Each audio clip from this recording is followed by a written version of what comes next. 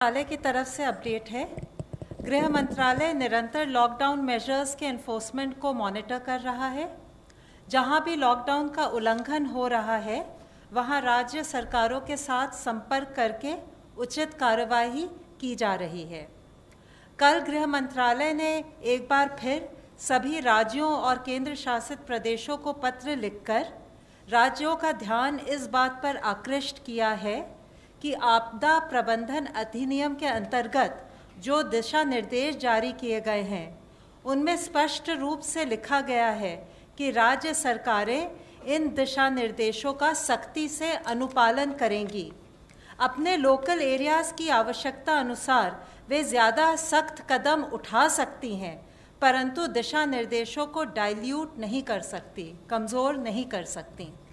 गृह मंत्रालय ने उनका ध्यान माननीय सर्वोच्च न्यायालय के 31 मार्च 2020 के आदेश में की गई टिप्पणी की ओर भी आकृष्ट किया है कि सभी राज्य सरकारें, सार्वजनिक प्राधिकारी और देश के नागरिक ईमानदारी और निष्ठा से सार्वजनिक सुरक्षा के हित में भारत सरकार द्वारा जारी किए गए निर्देशों और आदेशों का पालन लेटर और स्पिरिट में करें।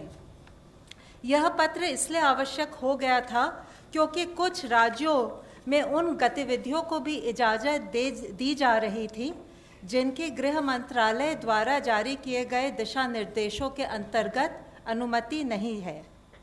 गृह मंत्रालय ने कल पत्र लिखकर केरल सरकार द्वारा जारी संशोधित दिशा निर्देशों पर भी अपनी चिंता व्यक्त की है।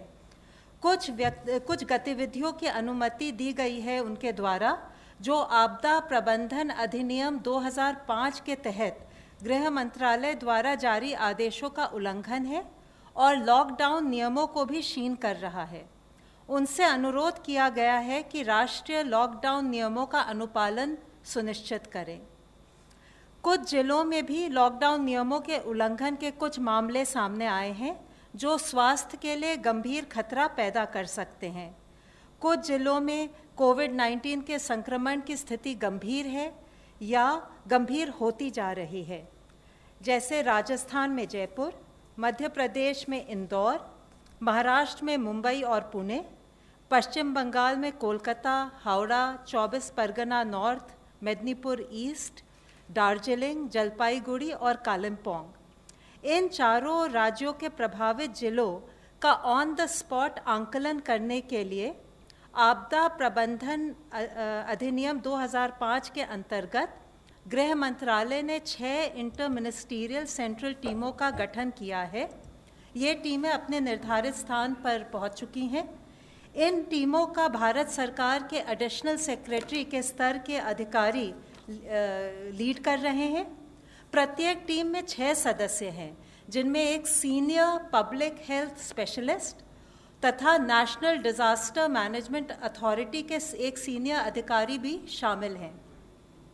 इस प्रकार गृह मंत्रालय का यह प्रयास है कि उपलब्ध एक्सपर्टीज को जितना मुमकिन हो सके उतना राज्यों के साथ साझा करें, जिससे कि लोक हित में सबकी मदद हो सके। ये टीमें हॉटस्पॉट एरियाज, हेल्थ और मेडिकल इंफ्रास्ट्रक्चर के प्रबंधन और आपदा प्रबंधन के मुद्दों पर राज्य सरकारों का सहयोग करेंगी तथा लॉकडाउन नियमों के अनुपालन के अलावा आवश्यक वस्तुओं की आपूर्ति, सोशल डिस्टेंसिंग के अनुपालन, स्वास्थ्य सुविधाएं, स्वास्थ्य कर्मियों की सुरक्षा, गरीब एवं श्रमिकों के लिए राहत शिविरों की स्थिति आदि पर अपनी रिपोर्ट देंगी। आशा है इन कदमों के साथ हम मिलकर कोविड-19 के खिलाफ अपनी मुहिम में सफल होंगे। धन्यवाद। Health ministry representative please. अब तक टोटल 2546 लोग क्योर हो चुके हैं।